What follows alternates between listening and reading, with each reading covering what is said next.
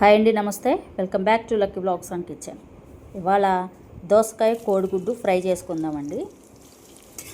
ముందుగా బండి పెట్టుకొని ఆయిల్ వేసుకున్నాను. ఇందులోనే పొడుగ్గా కట్ చేసుకున్న ఉల్లిపాయలు, పచ్చిమిరపకాయలు కూడా వేసుకున్నానండి. ఇవి బాగా ఎర్రగా వేయించుకోవాలి. వేగుతున్నప్పుడే ఒక గుప్పెడు కరివేపాకు. ఇందులో కరివేపాకు దోసకాయ ఫ్లేవర్కి చాలా టేస్ట్ వస్తుంది. తప్పకుండా వేసుకోండి. ఇది కూడా బాగా ఎర్రగా వేగుతున్నప్పుడు కట్ చేసి పెట్టుకున్న దోసకాయలు కూడా వేసేసుకుంటున్నాను అండి. మీకు ఇష్టమైతే విత్తనాలు ఉంచుకోండి, లేదు మేము తినము అనుకుంటే తీసేసి ఒట్టి కండ వరకు వండుకోండి. ఇవి కూడా మనం అంతా హై ఫ్లేమ్లో మాత్రమే చేసుకోవాలండి. మూత కూడా పెట్టకూడదు. కర్రీకి మూత పెట్టామంటే కూర ముద్దగా వచ్చేస్తుంది, పొడిగా రాదు.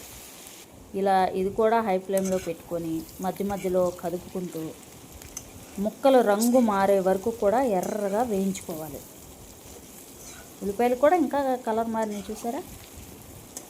చూపిస్తాను చూడండి. అసలు ఎంత బాగా కలర్ చేంజ్ అయిపోయినాయో ముక్కలు, చూసారా ఎంత బాగున్నాయో. అలా వేయించుకోవాలండి దోసకాయ. ఇందులోనే ఉప్పు, పసుపు వేసి చక్కగా వేయించుకుందాం. ఇది రైస్లోకైనా చపాతీలోకైనా చాలా బాగుంటుందండి. ఒట్టి దోసకాయ తినడానికి చాలామంది ఇష్టపడరు. ఇలా గుడ్డు వేసేసి చేస్తే పిల్లలు కూడా చక్కగా ఇష్టంగా తింటారనమాట. ఇప్పుడు ఇందులోనే కూరకు సరిపడా కారం కూడా వేసేసుకుంటున్నానండి. ఈ కారం కూడా నురుగొచ్చే వరకు వేయించుకోవాలి. ఇప్పుడు కచ్చపచ్చగా నలకొట్టుకున్న ఒక 20 ఉంటాయి వెల్లుల్లి రెబ్బలు, అవి కూడా వేసుకున్నాను. ఇప్పుడే వేసుకోవాలి, ముందు వేయొద్దు వెల్లుల్లి. అప్పుడే స్మెల్ చాలా బాగా పడుతుంది అన్నమాట కూరకి.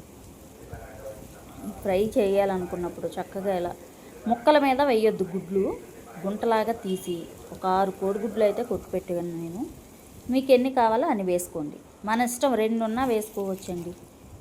ఇలా అడుగంటుతున్నప్పుడు కదపాలి. మొత్తం వేయగానే మొత్తం చేయకూడదు అట్లాగా.